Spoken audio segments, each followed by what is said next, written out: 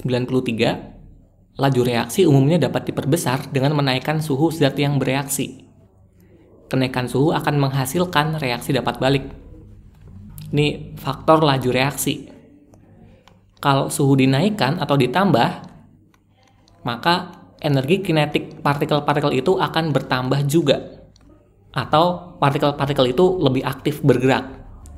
Sehingga tumbukan antar partikel makin banyak juga.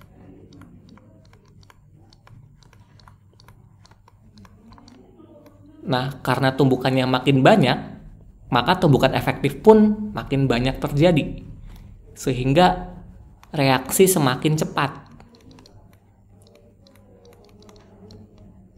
Atau laju reaksinya juga meningkat. Dikarenakan nilai konstanta laju reaksinya yang bertambah. Berarti laju reaksi diperbesar dengan menaikkan suhu, bener ya? Semakin tinggi suhu, reaksi semakin cepat. Kenaikan suhu akan menghasilkan reaksi dapat balik. Enggak. Misalnya reaksi pembakaran kertas nih, mau dipanasin seberapapun nggak bakal kertas yang udah kebakar balik jadi kertas lagi. Karena emang suhu ini nggak ada hubungan sama reaksi yang dapat balik. Karena emang reaksi dari sananya tuh ada dua jenis. Ada yang dapat balik sama ada yang nggak dapat balik. Reversible sama irreversible. Bener salah jawabannya C. 94. Sistem pernafasan manusia memproduksi CO2 yang berkesetimbangan dalam tubuh sebagai sistem buffer. CO2 berada dalam kesetimbangan dengan garam bikarbonat dalam fungsi fisiologis tubuh. CO2 ini bisa bereaksi dengan air. Ingat tubuh kita banyak air ya.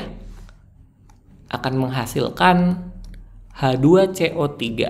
Ini adalah asam karbonat. Dan memang di dalam darah kita atau ekstrasel itu ada sistem buffer. Buffer karbonat yang isinya H2CO3 dan HCO3-. Asam karbonat dan bikarbonat. Nah, tapi nggak cuma di darah aja nih. Ada juga di intrasel. Di intrasel itu buffernya adalah buffer fosfat. Buffer fosfat isinya H2PO4- dan HPO4-2-. Nah, jadi ini adalah dua buffer yang ada di tubuh kita. Di darah atau ekstrasel buffer karbonat, di dalam sel buffer fosfat. Berarti CO2 berkesetimbangan sebagai sistem buffer, oke ya bener. CO2 menghasilkan asam karbonat. Nah, asam karbonat inilah yang membentuk buffer karbonat dengan bikarbonat. Ini juga bener. Bener-bener dan berhubungan jawabannya A. Energi ionisasi Na lebih besar daripada energi ionisasinya Mg. Secara umum, ukuran atom unsur semakin kecil dari kiri ke kanan dalam satu periode.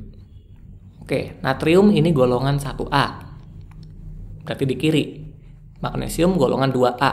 Berarti lebih di kanannya. Sifat keperiodikan. Ada yang semakin ke kiri, semakin ke bawah itu semakin besar. Ada yang semakin ke kiri, semakin ke bawah itu semakin kecil. Yang semakin besar itu lora. Yang semakin kecil, piano. Lora, logam. Radius. Radius ini sama aja jari-jari.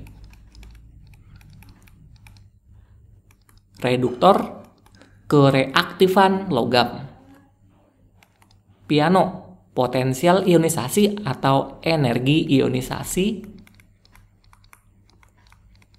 Afinitas, negatifan, dan oksidator. Nah, berarti pernyataan satu nih, energi ionisasi.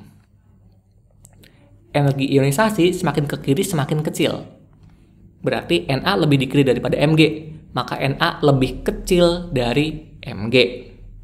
1 salah. Ukuran atom jari-jari atau radius. Semakin ke kiri semakin besar. Berarti kalau dibilang ukuran atom semakin kecil dari kiri ke kanan, makin ke kanan makin kecil dong. Kebalikan dari ini ya. Ini benar. Ke kiri makin gede berarti ke kanan makin kecil. Salah, benar jawabannya D.